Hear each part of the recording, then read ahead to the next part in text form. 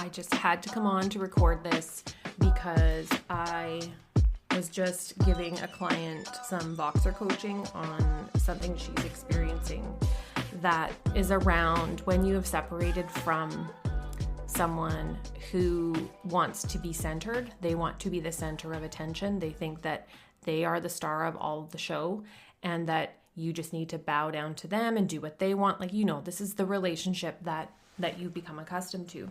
And when you are no longer with this person, they will still try to act in ways like you should be at their beck and call, that you should be there to conform to what they need. And they will manipulate you by guilting you, as in, I just want to be amicable with the kids and we've got to do what puts the kids first.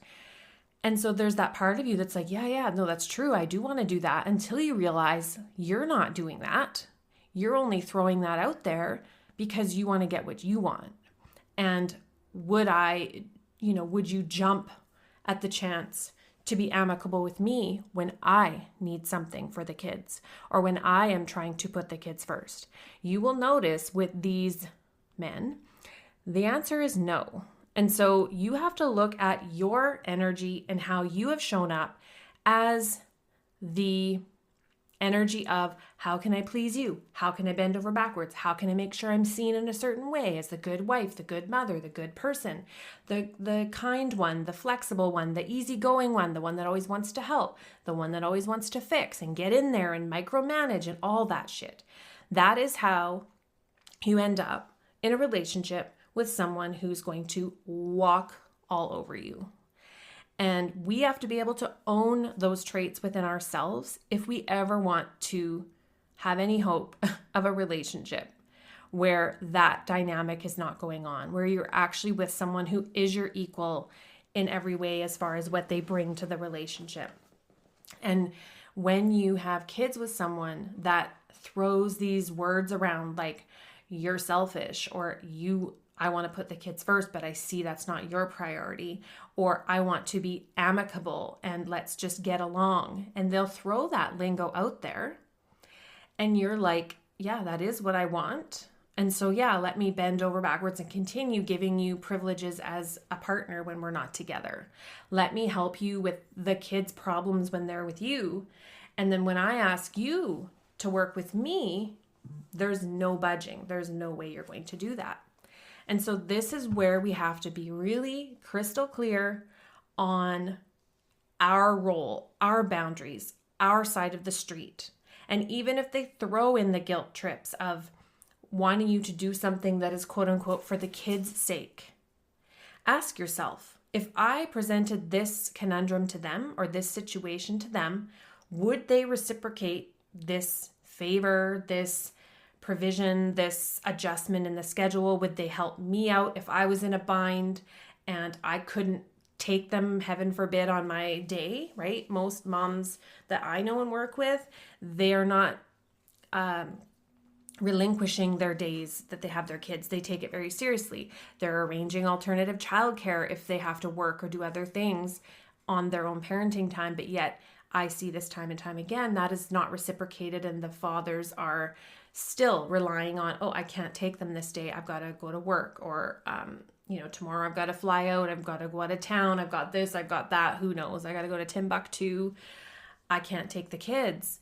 And you're constantly there. That's like, okay, yeah, all right. And meanwhile, inside you're seething, right? This is what you went through in the relationship. And so when you have left, you are no longer on the hook to do anything for them. You owe them nothing. And this tugs on our mother guilt. Okay? It tugs on our mother guilt heartstrings when they manipulate by using our love and devotion to our children as bait. So they will say things like, I'm just trying to do this thing and be amicable for the kids, but really look and see, how is it self-serving? How is it serving them? And would they do the same thing for you? And this I wanted to share because I was just giving this same advice to one of my coaching clients where she's dealing with a certain scenario in this. And I was like, yeah, so you have to be willing to look like the bad guy. That's tough. Maybe even look like the bad guy to your kids. But would you rather your kids look back and be like, yeah, mom's just been a pushover doormat. Like anything dad wants, she still bends and does what he wants. She's still afraid to say no to him.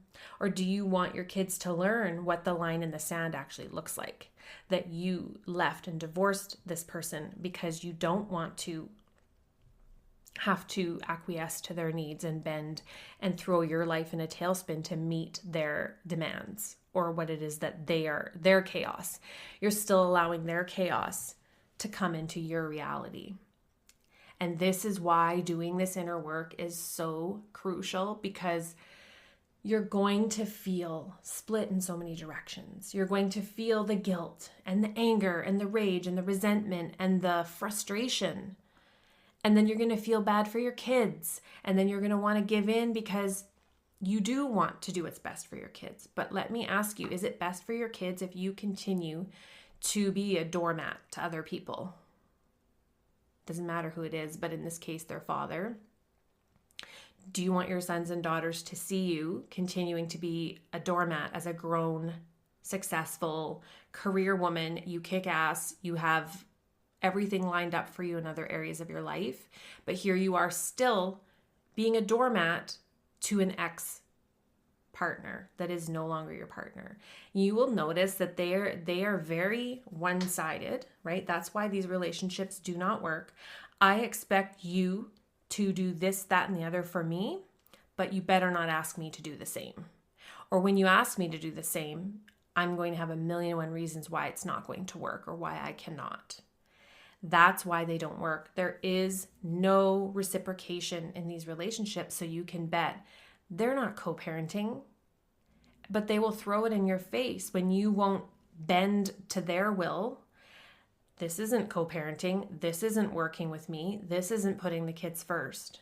But again, be very clear in seeing that it's very one-sided. It's very one-sided when they are throwing these guilt trips in your face. So if you are in this situation where you are trying to quote unquote co-parent with someone who's a counter-parent and you don't know how necessarily to navigate these times when they are pulling on your triggers, pulling on your vulnerabilities, and you don't know how to handle it, I have some spots open for one-on-one coaching, and then you can message me over Voxer when things come up like this so you can move through it. And with clients that do this, they're able to shift through it and like, oh my God, I didn't think about it that way. And yes, you're correct. And they build up that courage and strength to learn how to respond in a different way. We have to be able to work through the mom guilt, right? I think this is the biggest thing. If you have left a relationship like this and you don't have kids with this person, you're not going to have those same triggers. It's going to be easier to walk away from it when you don't have ties with that person anymore, that you still have to continue to deal with them. Like you're locked in with this person until your kids are adults, basically. And so you have to learn how to set this up in a way so you don't start patterns that you don't intend to want to continue with. It's kind of like a kid. If you let them do something for long enough and then you try to change it, it is not easy to change it around. And so you have to be able to start where you intend to go early on and not let more patterns evolve through this separation process and trying to co-parent with someone who is not interested in co-parenting. Don't get it twisted. They want you at their beck and call when it's convenient for them. That's how it works, right? And as moms, we want to put our kids first. So we're like, well, yeah, I obviously, they're my first priority, but you'll notice it's not the same on the other side. And eventually, sadly, the kids start to see this as well. They start to see it. And it's just too obvious. It's glaring. It's so bright, like you can't even unsee it. And the kids are not stupid.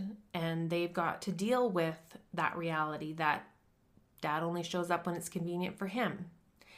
He's not reliable, right? And it's a heartbreaking thing as mothers to see that. And so we're trying to overcompensate for that by being everything to everyone until we're burned out, resentful, frustrated, bitchy, haggard, aging more every day. and not loving our lives. And if this is you, it's time to reinvent you. It's time to reinvent your life, to reinvent how you have been moving through life. This is your opportunity to get a redo. Why would you want to continue to keep doing the same things that have led you to this place? And so I invite you to look at where you're still operating in the same mindsets and patterns, even when you're not in that relationship. This is really crucial. All right, this was a quickie, a short and sweet, and hopefully this is a message you needed to hear today as a reminder. And the link is in the episode show notes if you'd like to book a call with me to see if working with me privately is a fit. All right, I'll chat with you in the next episode. Bye.